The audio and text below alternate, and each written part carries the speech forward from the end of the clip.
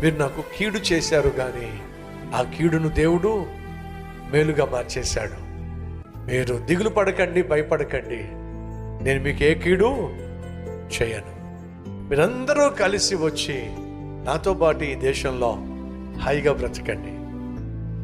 ఏం కనిపిస్తుంది మీకు? అన్నయ్యలు మంచోళ్ళ? మంచోళ్ళు కాదు. ఎవరు మంచోళ్ళు వీళ్ళల్లో? యోసేపు మంచోడు. కీడు చేసినటువంటి తన సహోదరులకు యోసేపు ఏం చేస్తున్నాడు చెప్పండి? మేలు చేస్తున్నాడు. ఎందుకు మేలు చేయగలిగాడు? వారి పట్ల జాలిపడ్డాడు కాబట్టి, వాళ్ళ పట్ల దయ కలిగి ఉన్నాడు కాబట్టి. వాళ్ళు మంచోళ్ళు కాదో అన్నంత మాత్రాన యోసేపు తన మనసును మార్చుకోలా. సహోదరుడా, సహోదరి, అమ్మ విను, నీ భర్త మంచోడు కాకపోవచ్చు, నీ భర్త మంచోడు కాకపోవచ్చు అని చెప్పి నువ్వెందుకు చెడుతనం కావాలి? నీ ఆత్మీయత ఏమైంది కాబట్టి చెప్తున్నా. మంచోడైతే నా మొగుడు